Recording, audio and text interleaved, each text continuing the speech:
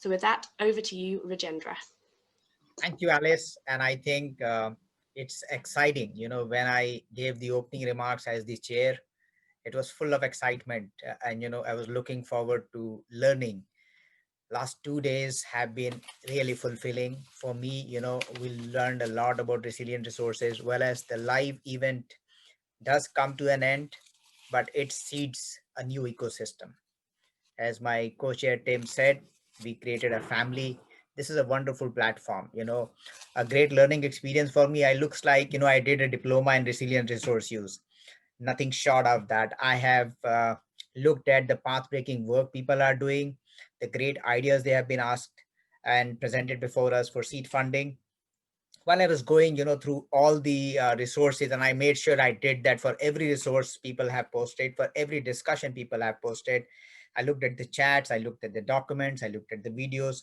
So I picked up some very important ideas. And why I would quote that, it comes from all the participants who are the strength of this platform.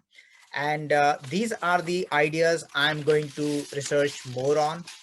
I'm going to, probably look at some action items. So I'll just quote them randomly. And this comes from each one of you who have taken pains to, put this here. So right from starting the mapping the flow and figuring out where to intervene, long-term environmental impact, climate extremes, phase out or reduce dependence on energy intensive resources, right of nature, human rights, policy and political trade-offs, very important, drivers of political decision making, longevity of electrical appliances to reduce e-waste, a very interesting idea.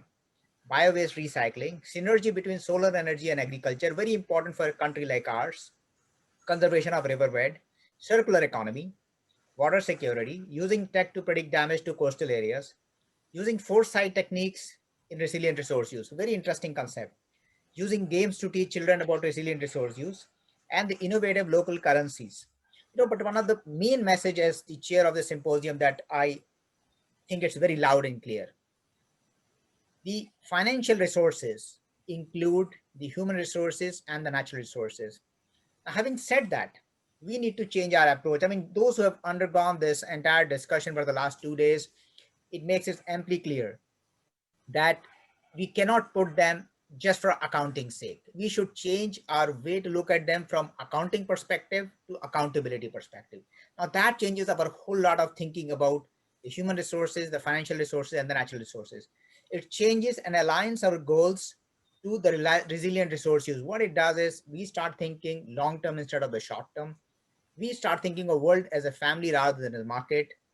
Rather than politics deciding the decisions, it is the science that decides. And rather than just announcements and actions, we lead to outcomes. And finally, growth becomes development. So resilient resource use is a shared objective, a shared goal, and a shared responsibility. That is what is the key message coming out of this 2 days of symposium. And I think this is a moment of truth and a call to action for each one of us. And it is not small by any chance. This live platform, I can actually congratulate the entire team for having developed. It's so user friendly. I enjoyed using every feature of this platform. And when Seema had approached me a few months ago to be a chair of this, I was little, like in a panic, like what all we'll have to do. But as we moved with time, they all made it so easy for us, and it has been like a seamless platform. We have built a community. We receive requests from each other. I think we will continue to engage with each other in terms of the goal of resilient resource use. We all know that academia doesn't agree with the industry and populations don't agree with the industry either. But on these platforms, when we come together, we understand the interplay for each others to make this goal.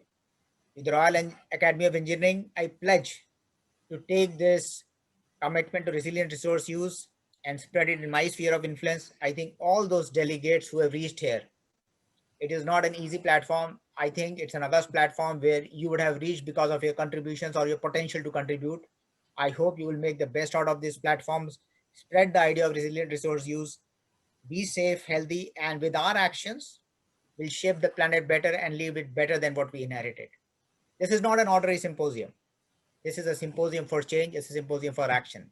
Thank you all so much, and over to my co-chair, Tim Lenton.